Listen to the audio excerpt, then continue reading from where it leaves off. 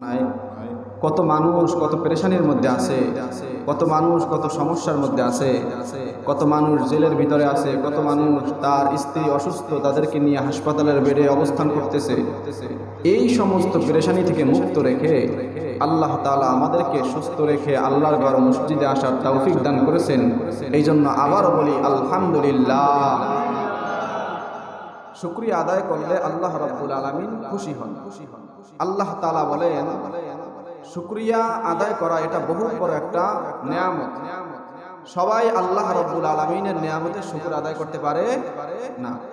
সবাইকে আল্লাহ তাআলা এই তৌফিক দান করেন না। অনেক মানুষ দুনিয়ার ভিতরে আছেন যারা আল্লাহ রাব্বুল আলামিনের নিয়ামত ভোগ করতেছে, কিন্তু শুকরিয়া আদায় করে অন্য মানুষের। আল্লাহ তাআলা শুকরিয়া আদায় করে না। তো আল্লাহ তাআলা আমাদেরকে যে এমন একটা বুঝ দিছেন যে সব কিছু আল্লাহ রাব্বুল আলামিন করতেছেন, ভালো মন্দ যা কিছু হয় আল্লাহর পক্ষ থেকেই হয়। এই বুঝটার নাম হলো দ্বীনি বুঝ। এটার নাম কি বুঝ? দ্বীনের বুঝ, ইসলামের বুঝ। আল্লাহর রাসূল বলেন, মাইয়ুরিদিল্লাহু বিহি খায়রান ইউফাক্কিহু ফিদ্দীন। আল্লাহ যার কল্যাণ চান, যার ভালো চান, তাকে দ্বীনের সহি বুঝ দান করেন। তো দ্বীনের একটা সহি বুঝ হইল আল্লাহ তাআলা আমাকে সুস্থ রাখছেন, তো আলহামদুলিল্লাহ আমি বললাম। আল্লাহ তাআলা আমাকে অসুস্থ রাখছেন, তো আলহামদুলিল্লাহ আমি বললাম। সুখে দুঃখে যেই বান্দা আল্লাহর শুকরিয়া আদায় করে, এই বান্দাই হলো আল্লাহর কাছে প্রিয় বান্দা। ঠিক কিনা? কারণ সুস্থতা কার পক্ষ থেকে আসে? আরো জোরে বলেন, কার পক্ষ থেকে? অসুস্থতা কার পক্ষ থেকে? ঈমানের 7টা ভিত্তি আছে। কয়টা ভিত্তি? 7টা স্তর আছে। এর মধ্যে খায়রিহি ওয়া শাররিহি মিনাল্লাহি তাআলা। ভালো মন্দ যা কিছু হয় কার পক্ষ থেকে হয়? নাকি ভালো আল্লাহ করে আর খারাপটা শয়তানে করে, এমন নাকি? ভালো মন্দ সবই আল্লাহ করে। এই বিশ্বাস যার আছে সেই হলো মুমিন। যার মধ্যে এই বিশ্বাস থাকবে না, তার ঈমান পরিপূর্ণ হবে না, সেই ঈমানদার হতে পারবে না। তো আপনাদের সামনে আমি যে আয়াত তেলাওয়াত করেছি, আল্লাহ রাব্বুল আলামিন আয়াতে কারিমার ভিতরে বলেন, ইন্নামা ইয়াখশাল্লাহা মিন ইবাদিহিল উলামা। আমি আল্লাহকে সবচাইতে উলামায়ে কেরাম বেশি ভয় করি। আলেম যারা, যারা আল্লাহকে চিনে, আল্লাহর পরিচয় জানে, তারাই আল্লাহ রাব্বুল আলামিনকে বেশি ভয় করে। আয়াতের ভিতরে আল্লাহর রাসূল সাল্লাল্লাহু আলাইহি ওয়াসাল্লাম, আল্লাহ তাআলা এই কথা বললেন। রাসূল সাল্লাল্লাহু আলাইহি ওয়াসাল্লাম হাদিসের ভিতরে বলেন, খায়রুকুম মান তাআল্লামাল কুরআনা ওয়া আল্লামা। তোমাদের মধ্যে সর্বোত্তম হলো ওই ব্যক্তি যে নিজে কোরআন শিখে এবং অপরকে শিক্ষা দেয়। এই আয়াত এবং হাদিসের মাধ্যমে আল্লাহ বললেন, আল্লাহ তাআলাকে কারা ভয় করে? আরো জোরে বলেন, কারা ভয় করে? আলেমরা, যারা আল্লাহকে চিনে। আলেম বলতে যে দাওরা পাস, আমি আগে বলতেছি, আগে বারবারই বলি, আলেম মানে দাওরা পাস না। অনেক দাওরা পাস আছে নামাজ পড়ে না, অনেক টাইটেল পাস আছে দাঁড়িয়ে নেই, তো সে আলেম না। যে আল্লাহকে চিনে, আল্লাহর বিধিবিধান সম্পর্কে অবগত এবং মানে, এই বান্দার নাম হলো আলেম। যে যতটুকু জানে ততটুকু আমল করে, এই বান্দার নাম কি? আলেম। তো আল্লাহ তাআলা বললেন, ইন্নামা ইয়াখশাল্লাহা মিন ইবাদিহিল উলামা। আমি আল্লাহকে সবচাইতে উলামায়ে কেরাম বেশি ভয় করে। আর রাসূল বললেন, আলেম হওয়ার জন্য কারা আলেম? আল্লাহর রাসূল বলেন, খায়রুকুম মান তাআল্লামাল কুরআনা ওয়া আল্লামা। তোমাদের মধ্যে সর্বশ্রেষ্ঠ ওই ব্যক্তি যে নিজে কোরআন শিখে এবং অপরকে শিক্ষা দেয়। এর মানে বুঝতে পারলাম, আলেম হওয়ার জন্য কি শিক্ষা করা জরুরি? কোরআন। কোরআন শেখা ছাড়া আলেম হওয়া যায় না। দুনিয়ার ভিতরে এই দুই আয়াত এবং হাদিসের ভিতরে মুফাসসিরিনে কেরাম এবং মুহাদ্দিসিনে কেরাম বিস্তারিত আলোচনা করছেন আলেমদের ফজিলত, আলেমদের কাকে আলেম বলা যাবে এবং ইলম শিক্ষা বান্দার উপর কি। ইলম বলা হয় শিক্ষা, জ্ঞান অর্জন করা কি ইলম বলে। এখন ইলম এটা দুই ধরনের হতে পারে, একটা দুনিয়াবি আর একটা দ্বীনি। আল্লাহ তাআলা যে আয়াত এবং হাদিসের মাধ্যমে আমাদেরকে জানাইলেন যে আল্লাহকে আলেমরা বেশি ভয় করে, আর রাসূল বললেন সর্বশ্রেষ্ঠ মানুষ যে কোরআন শিখে এবং অপরকে শিক্ষা দেয়। এই দুইটা জিনিস দ্বারা বুঝতে পারলাম, যদি দুনিয়াবি কেউ ইংলিশ, অঙ্ক, বাংলা এগুলা শিক্ষা করে, তাহলে সে আল্লাহর কাছে সর্বশ্রেষ্ঠ মানুষ না, বরং যারা কোরআন শিক্ষা করে তারাই আল্লাহর কাছে সর্বশ্রেষ্ঠ মানুষ। এই কথার মধ্যে কোনো সন্দেহ আছে কারো?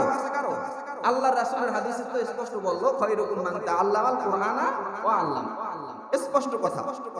এখন তো প্রশ্ন আসতে পারে, তাহলে কি জাগতিক শিক্ষা যেটা আমরা বাংলা ইংলিশ শিখি এগুলো কি শেখা জায়েজ নাই?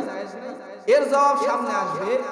আমরা প্রথমে শিক্ষা অর্জন করি, বোঝার চেষ্টা করি যে ইলমে দ্বীন বলা হয় যেই জ্ঞানের মাধ্যমে, যেই শিক্ষার মাধ্যমে দ্বীনি বিধান বলি এবং আল্লাহ রাব্বুল আলামিনের পরিচয় পাওয়া যায়, তাকেই বলা হয় দ্বীনি ইলম। তাকে বলা হয় কি? দ্বীনি ইলম। এই দ্বীনি ইলম যেই বান্দা শিখবে তার ব্যাপারে আল্লাহর রাসূল বলেন ওই ব্যক্তি সর্বোত্তম আল্লাহর কাছে। দ্বীনি এবং দুনিয়াবি ইলম দুটোটাই জায়েজ যদি সেটা নিয়ত ঠিক থাকে। কোন বান্দা যদি কোরআন পড়া কোরআনের ভুল ধরার চেষ্টা করে, তাই কি দ্বীনি ইলম পাইলো? সহি ইলম পাইছে? কোন বান্দা যদি রাসূলের বুখারী, তিরমিজি, নাসাই, আবু দাউদ পড়া এগুলোর ভুল ধরার চেষ্টা করে, সে কি রাসূলের মহব্বত পাইলো? সে কি ইসলাম পাইলো? নাকি আরো গোমরাহ হওয়ার একটা রাস্তা খুলে নিল?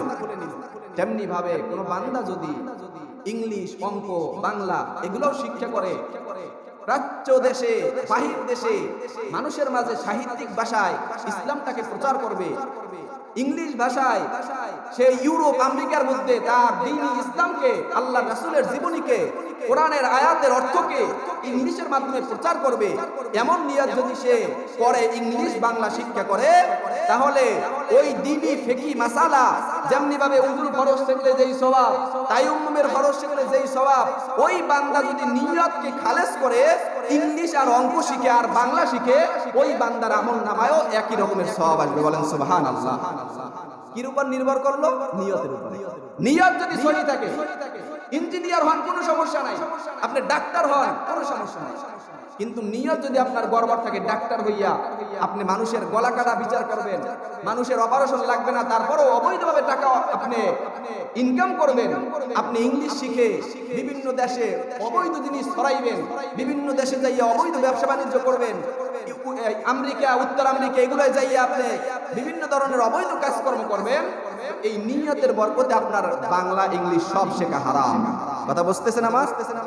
কোরআন শেখার বিষয়টা এমনই, কোন বান্দা যদি কোরআন শেখার এই নিয়ত থাকে যে আমি কোরআন শিখে আল্লাহকে চিনবো, আল্লাহর রাসূলের সেই সুন্নাতকে জানবো, তাহলে তার কোরআন পড়ার প্রত্যেকটা হরফে হরফে আল্লাহ রাব্বুল আলামিন নেকি দান করবেন। এইজন্য তো আমরা দুইটা ইলম পাইলাম। দুনিয়ার ভিতরে কয় ধরনের শিক্ষা আছে? দুই ধরনের। এক নম্বরে দুনিয়াবি শিক্ষা, দুই নম্বরে দ্বীনি শিক্ষা।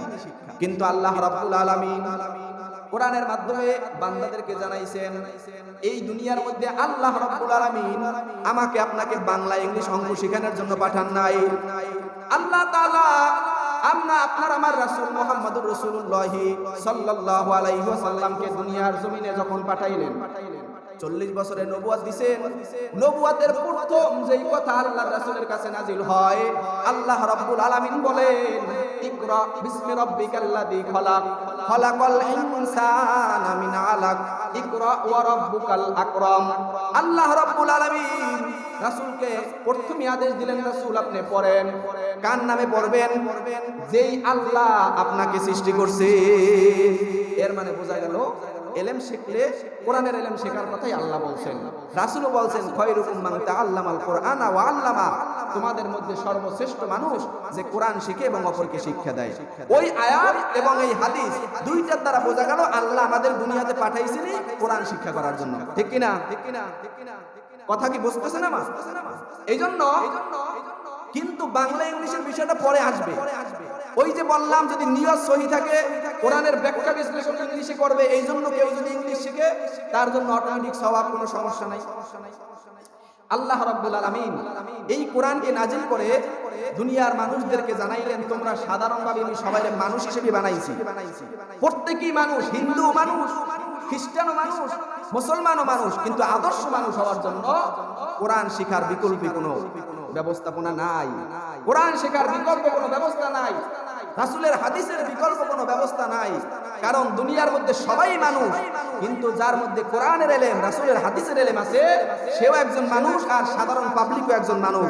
দুইজনের মধ্যে আকাশ আর পাতাল পার্থক্য। ঠিক কিনা? যার মধ্যে দ্বীনি জ্ঞান আছে, তার ব্যবহার, তার কথাবার্তা, তার চালচলন অটোমেটিক একটা সৌন্দর্য আসে। আর যার মধ্যে শিক্ষাগত যোগ্যতা নাই, যার মধ্যে কোরআনের কোনো এলেম নাই, তার কথাবার্তার মধ্যে আলাদা একটা আভাস পাওয়া যায়, তার মধ্যে কোনো জ্ঞান নাই। এর মানে জ্ঞানের মর্যাদা আছে না নাই? শিক্ষার মর্যাদা আছে না নাই? শিক্ষা যেই শিখুক না কেন, যে কোনো শিক্ষাই হোক না কেন, যদি কেউ বাংলা ইংলিশও শেখে, আল্লাহ রাব্বুল আলামিন দুনিয়াতে তাকে বহুত বড় এক সম্মানের সাথে দুনিয়াতে বসবাস করাইবেন।